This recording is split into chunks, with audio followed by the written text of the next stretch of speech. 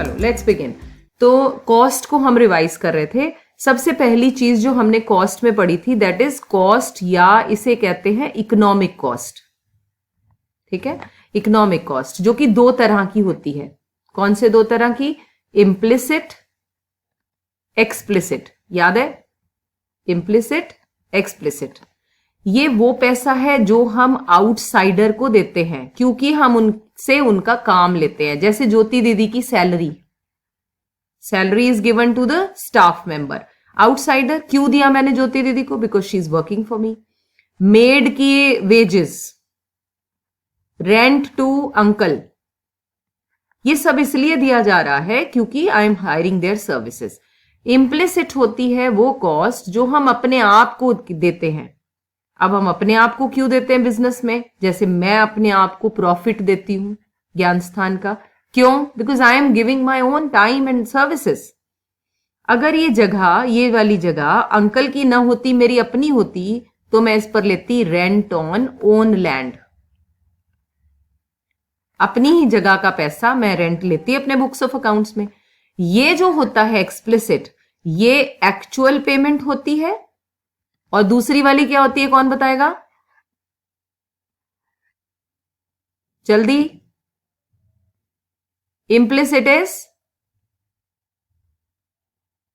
पता नहीं बोल, yes it is the estimated value. Okay, imputed value भी कहते हैं। तो भाई ये एस्टिमेशन है, इसे सिर्फ दिखाया जाता है बुक्स ऑफ अकाउंट्स में, ये एक्चुअली दिया जाता है। फिर वर्ड जो याद रखने के लिए कहा था, चैरिटी, डोनेशन, ये कोई भी नहीं होते इनमें से, क्योंकि इनके बदले में कोई सर्विसेज अवेल नहीं की जाती। So they are neither the explicit nor the implicit cost. Explicit plus implicit क्या बन जाती है? Economic cost. यहां तक कोई प्रॉब्लम होना नहीं चाहिए। Let us move further. हम सिर्फ रिवाइज कर रहे हैं। आई एम श्योर कल से आज तक आपने कुछ तो पढ़ाई की होगी। फिर कॉस्ट को दो और तरीके से डिवाइड किया जाता है, fixed cost, variable cost. Fixed cost जो हमेशा फिक्स रहती है, doesn't change with the change in output. मतलब आउटपुट जितनी भी हो, चाहे कम हो चाहे ज्यादा हो, जैसे कि आउटपुट चाहे 0, 1, 2, 3, 4, 5, even if I am not producing anything, I have to pay rent to uncle. आजकल क्लासेस नहीं चल रही, I am giving rent to uncle, salary to ज्योति दीदी, so it is all going, क्योंकि ये तो फिक्स नेचर का है भाई, पढ़ाओ ना पढ़ाओ, उन्होंने तो, अंकल ने तो पैसे मांगने आ ही जाना है। तो मैंने एक आइडिया ले लिया, 10 10 10 से मैंने अमाउंट फिक्स कर लिया अपने भेजे में। टीएफसी का ग्राफ कैसा दिखेगा? क्योंकि ये तो फिक्स कॉस्ट है, it always remains same. Cost में हमेशा याद रहे, कॉस्ट का बेस क्या है? एक्स एक्सिस पर हम क्या लेते हैं? आउटपुट। और यहां ले रही हूं मैं टोटल फिक्स्ड कॉस्ट। अब चाहे 0 प्रोडक्शन हो, चाहे 1 हो, चाहे 2 हो, चाहे 3 हो, 4 हो, 5 हो, लेकिन ये तो हमेशा 10 ही रहने वाली है। सो कॉस्ट का डायग्राम कुछ ऐसा दिखाई देता है। It's a straight line graph parallel to X axis. Now let us move to variable. Variable के केस में वेरिएबल कॉस्ट होती है जैसे लेबर के ऊपर कॉस्ट, लेबर को दिया जाने वाला पैसा। ओके, और क्या कह सकते हैं हम? लेबर को पैसा दिया। और कौन सा हो सकता है वेरिएबल? कोई बता सकता है मुझे?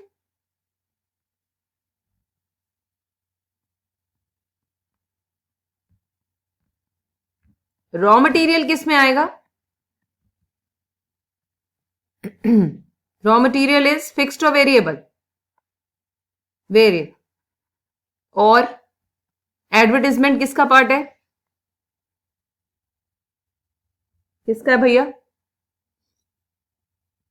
Advertisement variable.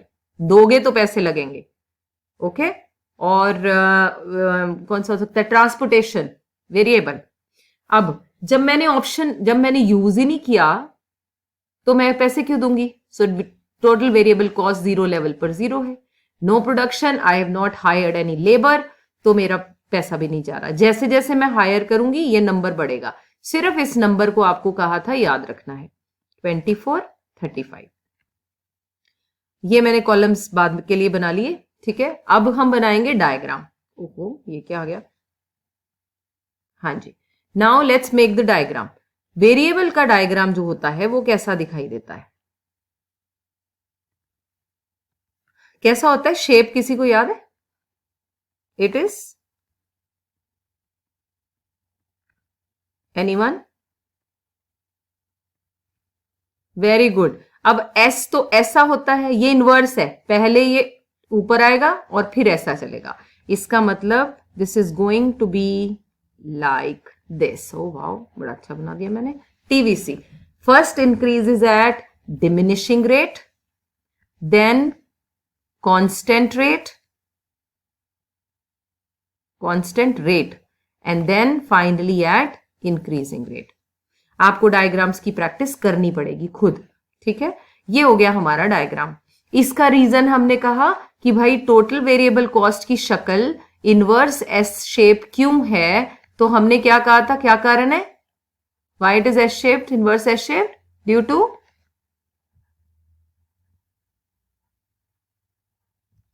Very good, due to law of variable proportion. ये हमने लाइन याद कर ली, प्रोडक्शन वाली लॉ ऑफ वेरिएबल प्रोपोर्शन की वजह से भैया इसकी शक्ल ऐसी है। यहां तक दोनों ग्राफ्स में किसी को कोई प्रॉब्लम हो? अगर इसका डिफरेंस आ जाए, पहले तो मीनिंग दे दो, फिर उसका स्केड्यूल डायग्राम दे दो, उसके नीचे उसके बारे में लिख दो कि भाई वेरिएबल जो है वो वेरी करता है, शॉर्ट रन में चेंजेबल है और ये शॉर्ट रन में चेंजेबल नहीं है। तो इस तरह के 3 डिफरेंसेस रेडी रहने चाहिए आपके माइंड में। ओके, चलिए let us move to the next question. Next question जो पेपर में आता है, जो इंपॉर्टेंट है, वो है relationship between total cost, total variable cost and total fix cost. इसके लिए फिर अब हम क्या करेंगे, सबसे पहले वही सेम स्केड्यूल बार बार हमने बनाना है। एक बार अब मैं बनाऊंगी, इसके बाद हम इसी को रख लेंगे। This is output. आउटपुट में भी 0 1 2 3 4 5। Total fix cost remain same, तुम्हारे दिमाग में हमेशा के लिए बैठ जाना चाहिए इसका नंबर। टोटल वेरिएबल कॉस्ट 0 पर 0, फिर 6 10 15 24 35। टोटल कॉस्ट का फॉर्मूला क्या है? Total cost is summation of variable and fixed, दोनों को जोड़ दो तो ये बन जाएगा 10 16 20 25 34 45, राइट। इसका डायग्राम कैसा होगा और इस डायग्राम के बारे में आपने क्या क्या पॉइंट्स लिखने हैं, ये आप बस माइंड में रखें और ये चैप्टर बहुत ही आसान हो जाएगा। दिस इज, यहां ले रहे हैं हम total cost, total variable cost, total fix cost. यहां लेने वाले हैं हम आउटपुट। एक बात हमें याद है कि पहले हम बना लेते हैं टोटल वेरिएबल कॉस्ट, जो कि 0 से स्टार्ट होता है, ओरिजिन से। प्रणव इतनी लेट? यहां से जो टोटल कॉस्ट है, अगर ध्यान दें, so it is starting from where? It's starting from 0 level. मतलब 0 पर 0 नहीं है, वो सिर्फ वेरिएबल कॉस्ट है। तो ये जो है ये 10 से शुरू होगा। If I am assuming 10 here, तो भाई टोटल कॉस्ट का ग्राफ कैसा होगा? हो सकता है मेरा ग्राफ थोड़ा सा अच्छा ना बने क्योंकि I am making with the help of a slate. बन गया टोटल कॉस्ट, राइट। इन दोनों को कोशिश करना है कि इसका गैप पैरेलल हो। जैसे अब यहां पे थोड़ा सा गड़बड़ है, सो यू कैन सी, तो इसमें गैप ठीक हो। अब टोटल फिक्स कॉस्ट रह गया, ये दोनों बन गए, ये रह गया। इसको अभी अभी देखा था हमने। It's going to be a straight line graph but starting from a point where it is 10। मैं से थोड़ा सा नीचे ले लेती हूं, ठीक है। ये हो गया जी हमारा टोटल फिक्स कॉस्ट। ये वो पॉइंट है जहां पर टोटल कॉस्ट और टोटल फिक्स कॉस्ट बराबर है, इट इज 10। ये देखिए 0 लेवल पर टीएफसी और टीसी इक्वल होते हैं, लेकिन 0 लेवल पर टीवीसी क्या होता है? 0 होता है, राइट। फिर हमने ये भी दिखाना है ऐसे सीधी लाइन लगाकर कि इन दोनों के गैप में कौन है? टीएफसी। अब जो तुमने पॉइंट्स वहां पेपर में लिखने हैं वो क्या है? हमेशा सबसे पहला पॉइंट अगर आपने देखा हो, नोटिस किया हो, it is always about shape. यही होता है ना बच्चों, इट्स ऑलवेज अबाउट शेप। तो आपने तीनों की शेप बोलनी है। अब दो तो सिमिलर शेप के हैं, तो सबसे पहले लाइन वाला बोल दो या जो मर्जी बोल दो कि भैया टोटल फिक्स कॉस्ट जो है वो एक स्ट्रेट लाइन ग्राफ है और पैरेलल टू एक्स एक्सिस है, क्योंकि it doesn't change with the change in output. 0 हो, 1 हो, 2 हो, 3 हो, ये तो रहना ही रहना है। ठीक हो गया। फिर we will talk about TC and TVC. ओहो, ठीक है। सो शेप में आपने तीनों की शेप के बारे में लिखना है और कारण जरूर लिखना है। अगर आप कहते हो TFC is a straight line, क्यों? Doesn't change with the change in output. अगर आप कहते हो TC and TVC are inverse shape, inverse S shape, तो फिर आप क्यों कह रहे हो इनवर्स एस शेप? क्योंकि due to law of variable proportion. दूसरे पॉइंट में आप लिखोगे इसके बारे में, टीसी ऊपर की तरफ है, सबसे बड़ा टीसी है, TC is on the higher side.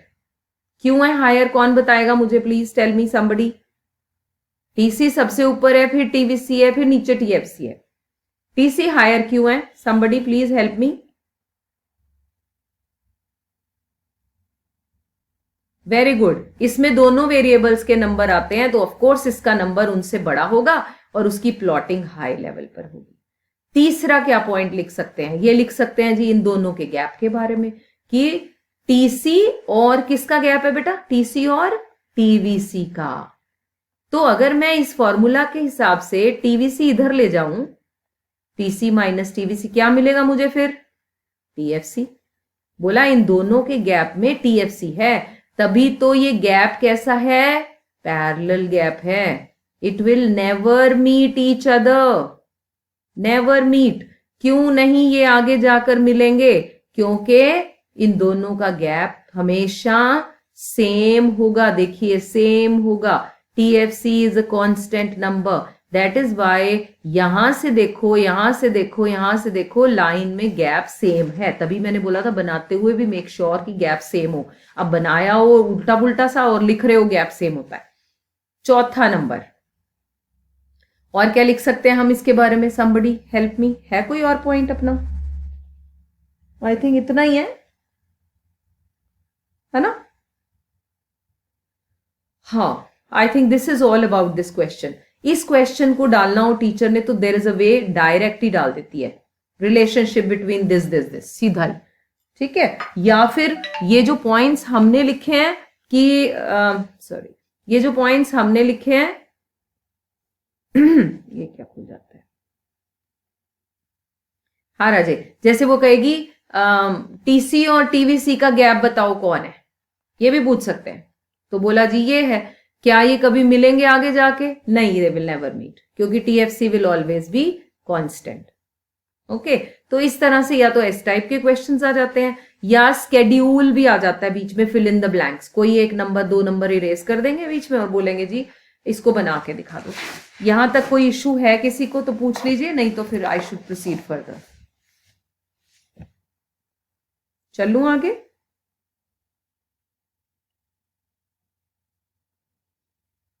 I am assuming चल लो मैम। ओके, अच्छा चलो हम ना इसको उठा लेते हैं, कट करते हैं, नई शीट लेते हैं और यहां पर पेस्ट करते हैं। ठीक है। अब क्योंकि यही स्केड्यूल चलना है, अब हम चलते हैं आगे की तरफ। अगला इसके बाद आ सकता है आपको एवरेज फिक्स कॉस्ट। तो एवरेज फिक्स कॉस्ट का फॉर्मूला है total fix cost divided by quantity. ठीक है, total fix cost divided by quantity. अब इसका क्वांटिटी कौन है भाई? क्वांटिटी है ये आउटपुट। आउटपुट को क्यू कहते हैं। अब यानी आप टीएफसी के नंबर को आउटपुट से डिवाइड कर रहे हो, यानी 10 डिवाइडेड बाय 0 कितना आएगा? Not defined. 10 divided by 1 10, 10 divided by 2 5, 3.33, then 10 divided by 4, I think it's 2.5 and then 2. ये हो गया मेरा AFC का नंबर। अब अगर मैं AFC के नंबर को ध्यान से देखूं, it's a falling number. Can you all see that? It's a falling number. तो व्हेन आई से फॉलिंग नंबर, तो आपसे भी तो ये भी तो पूछा जाएगा कि बताओ भाई इसका ग्राफ कैसा दिखेगा। तो हम कहते हैं जी इसका ग्राफ एक डाउनवर्ड स्लोपिंग ग्राफ होगा, जो मेरे से अच्छा नहीं बन रहा, एक minute. It's graph will be a downward sloping, ले शाबाश, कट करो इसको, डिलीट कहाँ है, चलो इसका ग्राफ होगा एक रेक्टेंगुलर हाइपरबोला, यही होगा ना जी, एनीवन याद है, AFC, it's going to be a rectangular hyperbola graph, keep on falling, कहीं भी आपने ऐसे नहीं बनाना, ऐसे, ये तो कांस्टेंट हो गया, कीप ऑन फॉलिंग होना चाहिए, मतलब ये इट शुड, बस यही छोड़ दो इसके बाद, ठीक है। अब ये मेरा बन गया जी एवरेज फिक्स कॉस्ट, तो this is what is my output, output यहां पे हमेशा रहेगा, एंड दिस इज AFC। बोला इसका ग्राफ ऐसा क्यों दिखता है, हर चीज का कारण होना चाहिए ना, तो बोला इसका ग्राफ इसलिए ऐसा दिखता है क्योंकि जितने भी रेक्टेंगल्स इस एरिया के अंदर हैं उनका जितने भी रेक्टेंगल्स AFC ग्राफ के नीचे हैं उनका एरिया सेम है, रेक्टेंगल का एरिया। अब एरिया ऑफ रेक्टेंगल कैसे निकाला जाता है, वो निकालते हैं लेंथ इंटू ब्रेड्थ से। अब लेंथ इंटू ब्रेड्थ, एक तरफ AFC है दूसरी तरफ आउटपुट, कहना चाहते हैं AFC को आउटपुट से मल्टीप्लाई करो, लेंथ और ब्रेड्थ में कौन कौन है, AFC एंड आउटपुट। तो अगर मैं AFC आउटपुट को मल्टीप्लाई करूं तो क्या मिलेगा, तो आपने ये फॉर्मूला देखा हुआ है, क्या है ये formula, AFC is equal to TFC upon Q। If I cross multiply जो आप कह रहे हो, व्हाट विल आई गेट बच्चा, आई विल गेट TFC। जितनी बार भी मैं इसको मल्टीप्लाई करूंगी आंसर क्या आएगा, 10 10 10 10, क्योंकि TFC तो सेम है, इसी को तो डिवाइड करके आपको AFC मिला था ना बच्चा, ये देखो 10 को 0 से डिवाइड किया, 10 को 1 से डिवाइड किया, अब 10 को अगर मैं मल्टीप्लाई करूं तो वहां 10 ही आएगा ना आंसर। सो इस वजह से it is a rectangular hyperbola graph, rectangular hyperbola बनना भी ऐसा ही चाहिए, ये प्रैक्टिस आपकी है।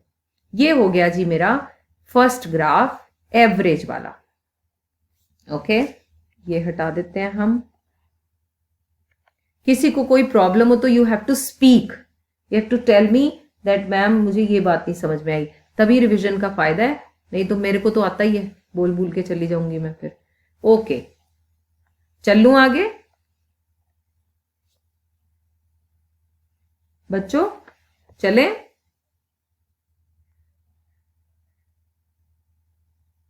Hello can you all hear me, संपदा,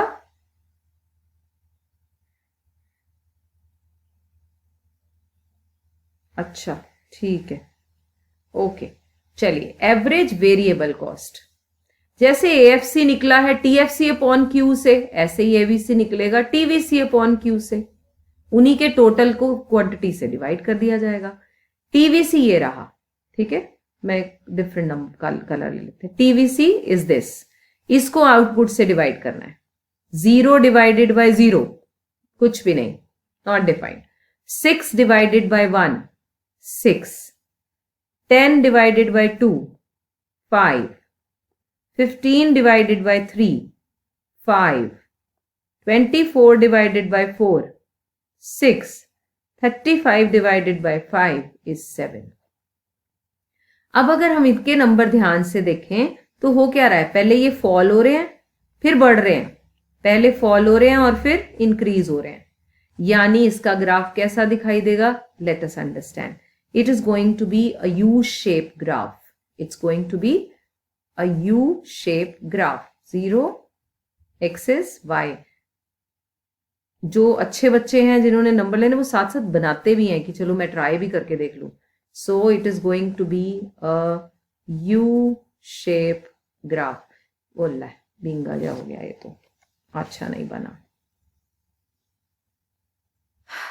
बन जा यार, अच्छा बन जाता है। It's a U-shaped graph which first falls becomes constant for a while and starts rising. Okay, this is ABC graph. ABC ऐसा क्यों है? अब देखो ABC किससे निकाला गया है? ABC TVC से आया है, तो ब्लेम लगा दो ABC ऐसा क्यों है? TVC की वजह से। TVC कैसा क्यों था? लॉ ऑफ वेरिएबल प्रोपोर्शन की वजह से। सो इन अ वे ABC ऐसा क्यों है? लॉ ऑफ वेरिएबल प्रोपोर्शन की वजह से। रट्टा मारना हो तो जिनको ये बात नहीं समझ में आई हुई हो, तो पूरे चैप्टर में सिर्फ एवरेज फिक्स कॉस्ट और टोटल फिक्स कॉस्ट को छोड़ दो, क्योंकि ये तो फिक्स है। बाकी सारे के सारे जो हैं वो किसकी वजह से इफेक्टेड है? एलवीपी। बस कितने भी पूछे इसकी शक्ल ऐसी क्यों, इन दोनों को छोड़कर तो तुमने सीधा लिख देना law of variable proportion. Viva में पूछे, जहां मर्जी पूछे, बस सोचना ही नहीं, बोलो वो लॉ ऑफ वेरिएबल प्रोपोर्शन की वजह से मैम। राइट है, ये हमारा है एबीसी का डायग्राम। अब अगर इतना समझ में आ गया हो तो मैं फिर चलती हूं एवरेज कॉस्ट की तरफ। चलें आगे। Who will tell me? चले बच्चों, गुड, ठीक है जी। एवरेज कॉस्ट जो कि होगी टोटल कॉस्ट अपॉन आउटपुट। तो अब हम ले रहे हैं टोटल कॉस्ट को, ये राजी, ये टोटल कॉस्ट है और आउटपुट तो आउटपुट ही है। अब इसको डिवाइड करना है हमने, 10 डिवाइडेड बाय 0। और दूसरा तरीका क्या है? दूसरा तरीका है एवरेज कॉस्ट, ये भी हो सकती है average fix cost plus average variable cost. तो मैं इसको और इसको ऐड भी कर सकती हूं, आंसर सेम आएगा। So not defined is not defined. मैं कलर कोई और ही ले लूं, नॉट डिफाइंड, ये तो और भी गंदा है, ये सुंदर है। अच्छा, 10 plus 6 16, 5 plus 5 10, this plus this 8.33, 8.5 and 9। अब इसका डायग्राम देखो ध्यान से, नंबर पहले गिर रहे हैं और फिर बढ़ गया, नंबर गिरा और फिर बढ़ गया, ये भी तो यू शेप ग्राफ बन गया। इसका मतलब इसका ग्राफ कैसा दिखाई देता होगा? This is also going to be a U shape graph. ये भी एग्जैक्टली कैसा बन रहा है? जैसा ये वाला ग्राफ था। ए सी भी ऐसा है। अगर इंडिपेंडेंटली पूछे ए सी ग्राफ कैसा है तो आप बोलेंगे जी it is a U shape graph which first falls, becomes constant for a while and starts rising. Right हो गया। ये हो गए हमारे तीनों, जब हम अलग अलग इन्हें बनाते हैं तो। अब पेपर में आता है कि तीनों को तो इकट्ठे बनाकर दिखाओ। ये लो जी आपके सामने है। तो अब सबसे पहले हम जो बनाएंगे वो पहले इन दोनों को इकट्ठा कर लेते हैं। राइट है, चलो इसको थोड़ा सा हम श्रिंक कर लेते हैं, बेटर। अच्छा, अब हम इसको डायग्राम को कुछ इस तरह से स्टडी करते हैं। आपको पेपर में इसके क्वेश्चंस के चांसेस हाई होते हैं, एसी एंड एवीसी। अब दोनों तो सेम शक्ल के हैं, क्या ये एक दूसरे के ऊपर बनेंगे, ओवरलैप करेंगे? नहीं, हमें ये मदद करेगा। देखिए इसका नंबर 16 है, इसका नंबर 6 है दोनों की शेप सेम, बट इसका मतलब ये ओवरलैप नहीं कर रहे। ये बड़ा है, ये तो ऊपर ही होगा, ठीक है, और ये इसके नंबर हमेशा ही नीचे है। लेकिन पहले तो हम इसको बनाते हैं। ये हो गया जी मेरा एवरेज कॉस्ट। लेकिन अगर मैं देखूं पहले इन दोनों का गैप कितना है 10, फिर इसका गैप कितना है 5, 8.33 का गैप कितना है 3, 8.5 इसका गैप कितना है। गैप से मेरा मतलब एसी में से एवीसी माइनस कर रही हूं तो एएफसी आई जा रहा है, आएगा ही इस फॉर्मूला के हिसाब से। तो मुझे ये एएफसी नंबर मिल रहे हैं। AFC is actually the gap, AFC is the gap between these two। Gap का मतलब माइनस, मैथमेटिक्स में गैप माइनस, ग्राफ में गैप प्लॉटिंग। तो ये दोनों का गैप क्या हो रहा है बच्चों? कम हो रहा है कि ज्यादा हो रहा है? बोल के बताओ।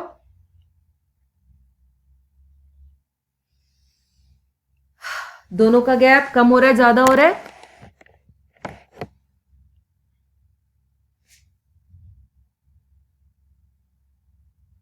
जी, इट इज रिड्यूसिंग। तो आपने भी बनाना भी इस तरह से है कि इसका गैप दिखे कि कम हो रहा है, बस यहां तक छोड़, ओहो यहां तक छोड़ दिया। कि भैया ये देखो पहले गैप ज्यादा था, फिर और कम हो गया, फिर और कम हुआ, और कम हुआ, कम होता गया।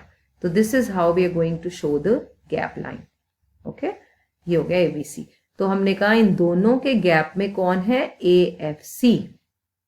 मेक श्योर करना कि एवीसी का बढ़ना पहले शुरू हो जाए देन एवरेज कॉस्ट।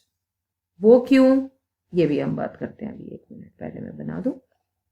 ये कुछ इस तरह से आपने दिखाना है कि ये बाद में बढ़ा, ये पॉइंट ए है, ये पॉइंट बी है, क्योंकि जो एवरेज वेरिएबल कॉस्ट है बच्चे, ये पहले इसलिए बढ़ी क्योंकि ये सिर्फ एक ही वेरिएबल से अफेक्टेड है। अगर मैं अकेली हूं और मेरा एक ही फ्रेंड है तो मैं अपने उसी फ्रेंड से इन्फ्लुएंस हो जाऊंगी। लेकिन अगर मेरे 2 फ्रेंड्स हैं, एसी के तो 2 है ना, तो ये एक से नहीं इन्फ्लुएंस होगा, ये दूसरे को भी तो देखेगा ना। If I have 2 friends, I will not only be influenced with this, I will see to this person also. तो इसलिए इसका तो एक ही वेरिएबल था जो इसको इफेक्ट करता है, इसलिए इसका बढ़ना जल्दी शुरू हो गया और फिर बाद में एवरेज कॉस्ट ने रिएक्ट किया। आपको मेरी बात याद रहेगी। इस वाले क्वेश्चन में भी आंसर कैसे लिखना है, सबसे पहले you have to talk about shape, फिर एसी हायर साइड पर है क्योंकि एसी में 2 वेरिएबल्स होते हैं इस वजह से। फिर तीसरे में दोनों के गैप में कौन है, ये दोनों के गैप में, ये हमने कहा इनका दोनों का गैप कम होता जाएगा। क्या कभी ऐसा होगा कि ये जो गैप है ये कम होते होते होते ये मीट ही कर जाए? मीटिंग पॉइंट वो होता है जहां पर दोनों की वैल्यूज सेम हो। इसका मतलब कहने का, एक सेकेंड,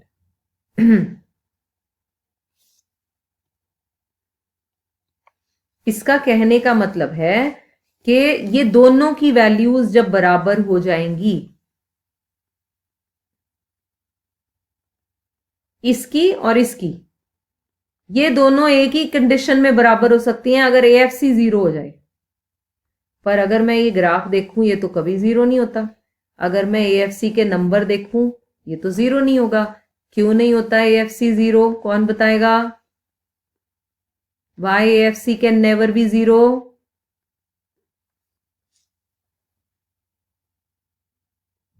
एब्सोल्युटली आंसर 0 के लिए न्यूमरेटर 0 होना चाहिए, डिनोमिनेटर नहीं। और टीएफसी तो कभी 0 नहीं होता, हमने यहां पढ़ लिया है, तो हमेशा 10-10-10 है। चाहे प्रोडक्शन हो रही हो चाहे नहीं हो रही हो, ये 0 नहीं होता। तो will they meet, gap between them is reducing but it will never meet each other, never meet. क्यों नेवर मीट? क्योंकि ये सारा कारण स्टोरी सुना देनी है वहां पे। कोई प्रॉब्लम यहां तक हो तो मेरे से बताएं, नहीं तो हम आगे चलें। बोलो बच्चे।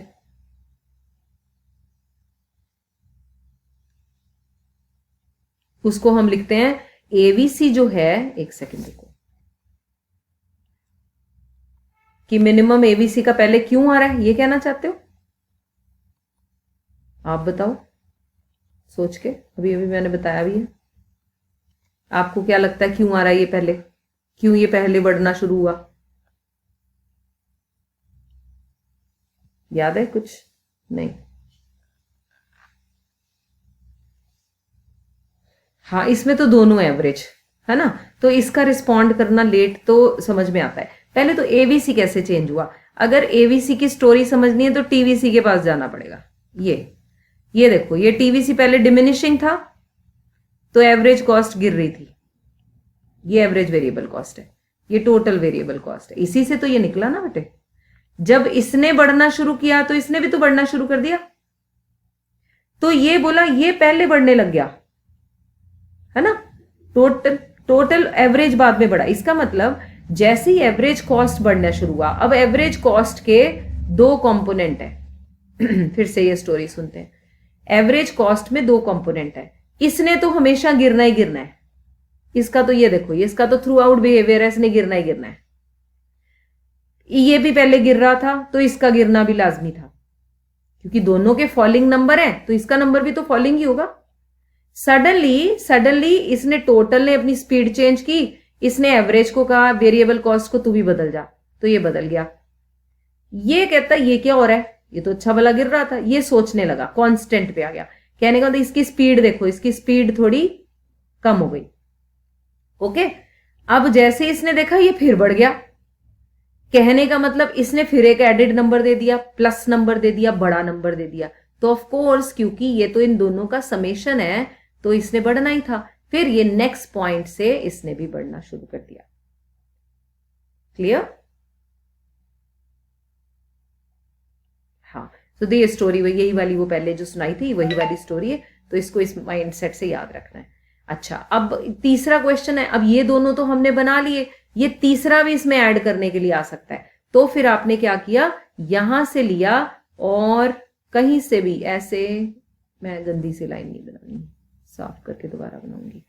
मतलब आपने एक AFC ग्राफ, अरे चलता नहीं हाथ, ऐसे बस एक रेक्टेंगुलर हाइपरबोला की तरह आपने इसको बीच में से इंट्रोड्यूस करना है। ये आ गया AFC, ये बन गया जी। ये वाला पॉइंट से कट कर दो, कहीं से भी इसको कट करो, डजंट मैटर यहां पे। और इसके बारे में भी लिखना हो तो फिर बस इसके बारे में तो एक ही कहानी है, इसका एक पॉइंट और ऐड कर देना वहां पे पूरे आंसर के साथ। शेप के पहले शेप लिख दो, और AFC never reaches any of the axes, zero नहीं होता क्योंकि ये TFC से निकाला गया है, TFC कभी जीरो नहीं होता। कोई प्रॉब्लम यहां तक हो तो बोलो एवरीवन।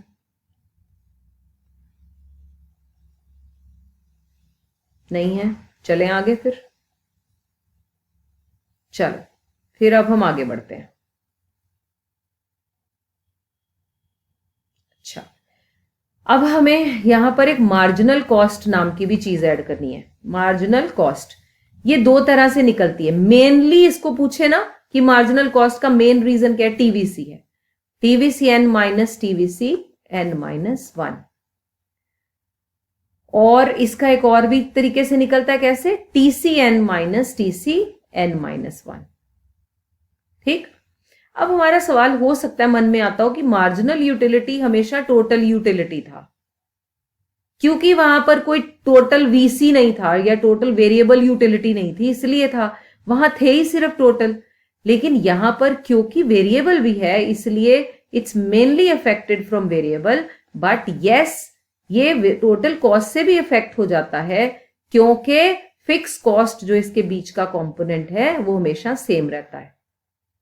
ठीक है, अच्छा, अब मार्जिनल कॉस्ट निकालते हैं हम। अरे बाप रे, मार्जिनल कॉस्ट को देसी भाषा में मैडम इनको क्या कहते हैं, नीचे से ऊपर माइनस करना।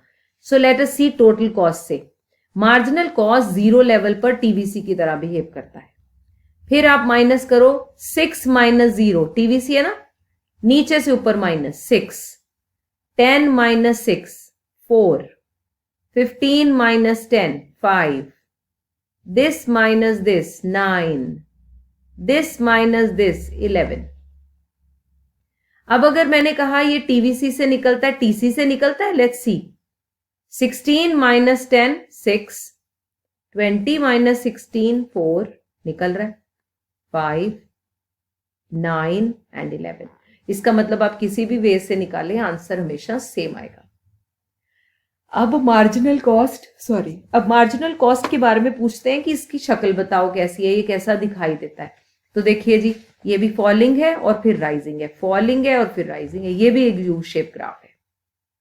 ओके, सो अब पेपर में जो आना है वो आना है marginal cost and average cost. Okay, जो पेपर में आना है। तो मैं अब इसको ना यहां तक हटा देती हूं, ये बहुत ज्यादा गंदा मंदा सा हो गया है, और हम इसको शिफ्ट कर देते हैं जरा सा, बस। ठीक है, अच्छा, अब हम कह रहे हैं कि मार्जिनल कॉस्ट के साथ कौन आता है, marginal cost and average cost paper में ज्यादा आता है। मतलब 90% यही क्वेश्चन होता है पेपर में। रटना है रट जाओ, समझना है समझ जाओ। ये लो जी, ये हो गया। अब सबसे पहले तो देखते हैं इसकी प्लेसिंग कैसे होगी, जैसे हमने इनको सर्च किया था, अभी ऊपर नीचे आएंगे या ऊपर आएंगे, क्या होगा। हमने देखा ये दोनों है एवरेज मार्जिन, 0 इंफिनिटी वाला पॉइंट छोड़ दो, 1 से देखते हैं हम। ये जो एवरेज है ये बड़ा है, 16 नंबर है, इसका नंबर 16 है, इसका 6, 10 4। फिर मतलब अगर यहां तक देखें तो मार्जिनल कॉस्ट छोटी है एवरेज से, लेकिन अगर बाद में देखें तो मार्जिनल कॉस्ट बढ़ जाता है। ओके, तो हमने इसको बनाना कैसे? आपने सबसे पहले बना लेना है एवरेज कॉस्ट ऐसे, फिर आपने एक टेंजेंट लाइन लगाकर देखनी है कहां से ये टच हो रहा है, ये आ रही है जी यहां से। फिर मार्जिन को नीचे से लेते हुए इसमें से कट करके ऊपर बढ़ा देना है, ये हो गया मार्जिनल कॉस्ट। ओके, अब मैं अगर देखूं कि ये जो हमने लिखा था ये वाली बात ये फुलफिल कर रहा है, पहले मार्जिन छोटा है एवरेज बड़ा है। हाँ देखो तो इस फेज में यहां पर marginal cost is less than average cost, और बाद वाले फेज में ये बढ़ गया ना यहां से, दूसरे फेज में marginal cost is more than average cost. अगर हम ध्यान से ऑब्जर्व करें तो मार्जिन पहले बढ़ा फिर बढ़ा एवरेज। अब इसकी कहानी भी आप पहले सुन चुके हो, फिर से सुनते हैं, क्योंकि मार्जिन रोज की पढ़ाई होती है। रोज की पढ़ाई अगर अच्छे से होने लगे तो हमारे टोटल मार्क्स इफेक्ट होंगे ही होंगे। टोटल अच्छा होगा तो आपके एवरेज मार्क्स भी अच्छे ही होंगे। तो इसलिए मार्जिन चेंज होता है पहले, फिर ये किसको चेंज करेगा? टोटल को।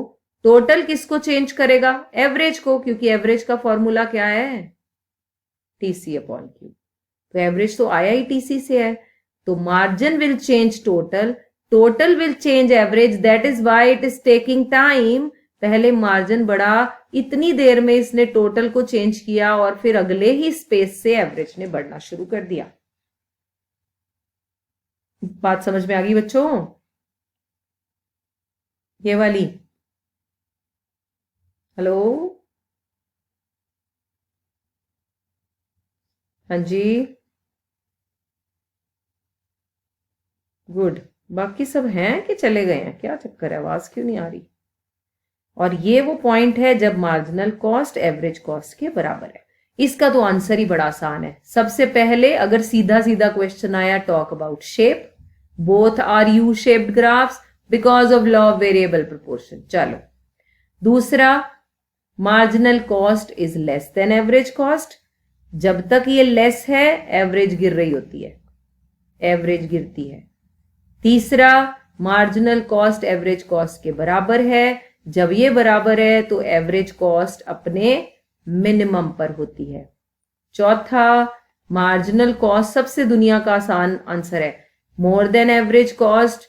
जब ये मोर होता है तो एवरेज बढ़ने लगती है, तो भैया एवरेज को बढ़ा देती है। बस ये आंसर है जी इसका। फिर लिख दिया minimum of margin comes before the minimum of average, before minimum of average. भैया मिनिमम मार्जिन का पहले आएगा फिर एवरेज का आएगा, क्योंकि ये स्टोरी है इसके पीछे।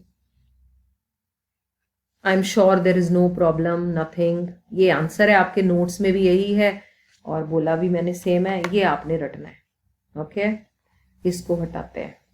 अब जो कॉम्प्लिकेशंस हैं वो है सिर्फ प्रैक्टिस ऑफ क्वेश्चंस। या तो ये बन जाता है क्वेश्चन, या एक क्वेश्चन आ जाता है marginal cost, average variable cost. इन दोनों में से एक क्वेश्चन है, लेकिन 90% चांसेस इसी के हैं जो मैंने अभी बना दिया है। चलो दूसरा बना लेते हैं जिसमें ये तीनों आ जाएंगे। हम इसको खाली कर लेते हैं, चलो छोड़ो। हाँ, अब हम कह रहे हैं किस किस को चाहिए, ये दोनों तो बने हुए हैं, इसमें एबीसी भी लाना है। तो एबीसी भी तो यू शेप ग्राफ है, तो पहले एबीसी और एसी जैसे बनाया था वो बनाते हैं। पहले सबसे पहले आपने बनाना है एवरेज कॉस्ट, फिर आपने एवरेज वेरिएबल कॉस्ट बनाना है, बट पास ले आना है, उसका गैप कम कर देना है। थोड़ा सी गड़बड़ लग रहा है मुझे। एवरेज कॉस्ट, फिर थोड़ा सा हाथ इधर रखते हुए पास, नहीं अभी भी नहीं ठीक बना, अब बेटर है। एवरेज वेरिएबल कॉस्ट, फिर इसका मिनिमम ढूंढा लाइन लगा के, इसका मिनिमम ढूंढा लाइन लगा के, और मार्जिन को इनके दोनों के मिनिमम से कट करते हुए ले गए। पहले फेज में ध्यान दिया तो कौन बड़ा है कौन छोटा है आपको दिखाई दे रहा है। मार्जिन छोटा है, जैसे यहां मार्जिन छोटा था एवरेज से, था ना, तो यहां भी लिख दिया कि भैया पहले मार्जिन छोटा था, किससे? एवरेज वेरिएबल कॉस्ट से। किससे? एवरेज कॉस्ट से। आप इसको सीधे वे से भी लिख सकते हो, ऐसे बेटर है कि पहले कौन बड़ा? एवरेज कॉस्ट बड़ी है। Average cost is more than average variable cost more than marginal cost. जब ऐसी कंडीशन है, जब मार्जिन सबसे छोटा हो तो एवरेज गिर जाती है, सभी की एवरेज गिर रही है, एवरेज गिर रही है। जैसे ही मार्जिन ने बढ़ना शुरू किया, इसको बढ़ाया फिर इसको बढ़ाया, तो इसका मतलब जैसे ही मार्जिन बढ़ा हुआ, इस फेज में कौन बढ़ा है? Marginal cost is more than average cost more than average variable, यानी इनके पीछे लगा दो, ये एज इट इज आगे शिफ्ट हो गए, दिख रहे हैं आपको? ये एज इट इज आगे शिफ्ट हो गए पेयर में। तो अब क्या कर रहा है? मार्जिन खींच के सभी को बढ़ा देगा। बस इसका ये आंसर है। वही तीनों shape, all three are U-shaped graphs. The first fall becomes constant due to law of variable proportion. Marginal cost cuts its minimum of ABC first and then minimum of AC. पहले margin बढ़ेगा, फिर ये बढ़ेगा और फिर ये बढ़ेगा। ये अब आपने इसमें लिख देना है। ये इसका क्वेश्चन बन गया, जो कि चांसेस होते हैं इन दोनों में से कोई एक क्वेश्चन के आने के, तो आप उस हिसाब से उस पर रिएक्ट करेंगे।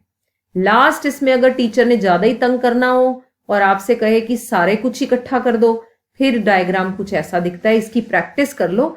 बट बहुत rarest of the rare cases में ऐसे वाला क्वेश्चन आता है जहां पर आपको एसी भी बनाना पड़े, एबीसी भी बनाना पड़े, फिर एमसी कट करे और फिर बीच में एएफसी भी हो। ओ वाह, पहली बार में अच्छा ही बन गया। ये अब आपने इसके ज्यादातर चांसेस कम हैं, बट एक बार अपने हाथ से बना छोड़ो ताकि आपको पता रहे कि भाई बनाना कैसे है। ये इसका मिनिमम की ध्यान जरूर रखने हैं कि भाई किसका मिनिमम कहाँ आ रहा है, ये नहीं खिचड़ी बनानी। That's it. ये देखो मिनिमम एकदम steps by step perfect diagram बना है ये। This is all about this chapter. अब आपका कोई सवाल, कोई प्रश्न, कुछ प्रॉब्लम जो आपने पढ़ा हो, you would have come across?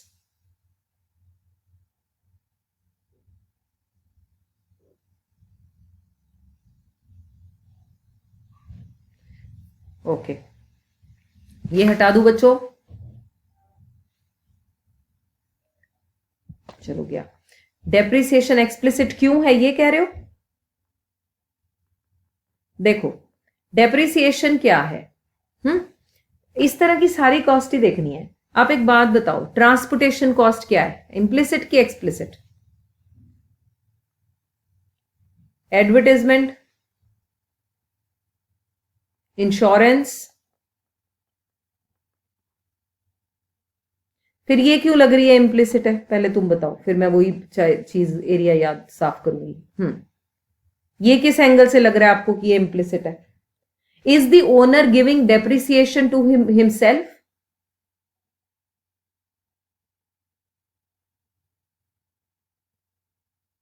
पहली बात तो ये बात आ गई क्लियर है ना, तो इम्प्लिसिट तो नहीं है। क्या? क्योंकि मैंने जो एसेट खरीदा, से ज्ञान स्थान पे वो जो टीवी लगाया या मेरा लैपटॉप है, ये जो मैंने एसेट खरीदे, मैं इसकी लॉस ऑफ वैल्यू जो कि मुझे ही एक ऊपर से कॉस्ट पड़ रही है, क्या am I giving that to myself? No, I am using that asset, I am not paying that. लेकिन अगर आपको पता हो डेप्रिसिएशन को, मैंने तुम्हें कहा था याद रखने का तरीका क्या है, इसको ऐसे याद रख सकते हो। कुछ स्कूल के टीचर इसे डिफरेंट एंगल से समझाते हैं, मुझे लगता है ये आसान है। जब भी मैं कार लेती हूं, से कार लिया, कितने बच्चे जानते होंगे, जैसे से फॉर एग्जाम्पल मैंने 2018 में न्यू गाड़ी ली, पहले साल जब मैंने कार ली, से फॉर एग्जाम्पल उस साल मेरी इंश्योरेंस जो थी गाड़ी की वो लगे 10,000 रुपए, से फॉर एग्जाम्पल। तुम्हें पता है 2019 में, ये लड़कों को पता होना चाहिए, पता होगा क्योंकि लड़कियां कई बार इंटरेस्ट नहीं लेती ऐसी चीजों में।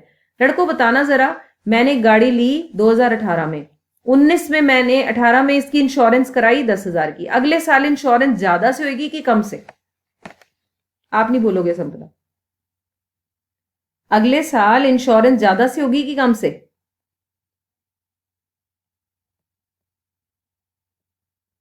Any one can answer. चलो, girls can also answer, I will be very happy अगर आप लोग इसमें इंटरेस्ट लेते हो तो। नहीं पता? नहीं पता। अगले साल ये इंश्योरेंस मेरी 12,000 या 15,000 होगी, उससे अगले साल इंश्योरेंस और बढ़ जाएगी। ये क्यों बढ़ रही है? तुम पता क्या कारण हो सकता है बेटा? क्यों भाई, गाड़ी तो वही है, तुम पहले कहते 10,000 अब मांग रहे हो ज्यादा, अब और ज्यादा मांगे जा रहे हो, क्यों बढ़ रही है बच्चों? तनिष,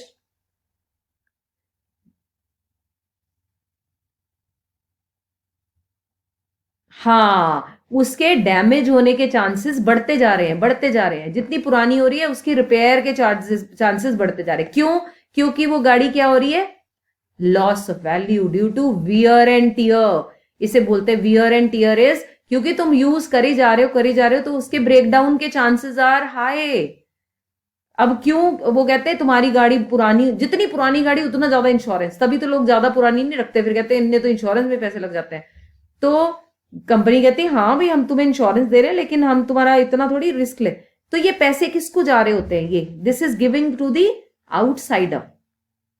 आप एक तरह से इंश्योरेंस जब करा रहे हो तो आप पैसा तुम्हारी जेब से जा रहा है, जा रहा है, it is moving out in terms of this, जा रहा है। ये ऐसे भी ले सकते हो आप इसे, मैंने गाड़ी ली 10 लाख की, ठीक है संपदा, 10 लाख की ली, मैंने बेची 4 साल के बाद, वो बिकी 5 लाख की। ये पैसा 5 लाख मेरी जेब में आया कि गया? बच्चा, जेब में आया कि गया? संपदा, आया कि गया?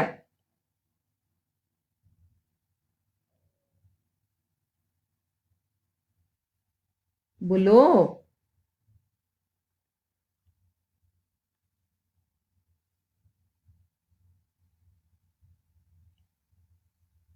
एक्चुअली जाता है, ये एक्चुअल चेक लेके जाता है वो मेरे से 10,000, 12,000, 15,000 एक्चुअली जाता है। हाँ, डेप्रिसिएशन ही। ये एक्चुअली 10 लाख के 5 लाख मिले मुझे। तुम्हें लग रहा है डेप्रिसिएशन कोई फिक्टिशियस होता है? ऐसे लग रहा है ना? मेरे को भी लग रहा है अब कि डेप्रिसिएशन तो वर्चुअल है ना, दिखती थोड़ी है।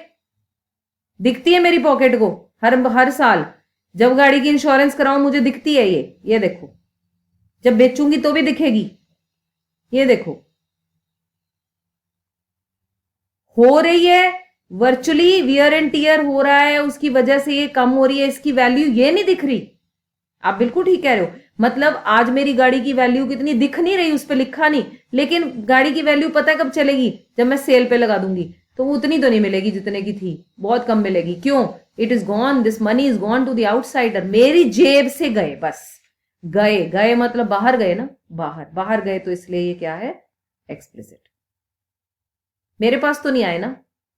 आप भी ठीक सोच रहे थे कि ये तो वर्चुअली हो रहा है ना, ये कौन सा दिख रहा है कि गाड़ी, क्योंकि वो तो प्रोडक्शन हैम्पर नहीं कर रही, आप चला तो पा ही रहे हो ना कम से कम। But this wear and tear is actually costing me every year when I go for insurance.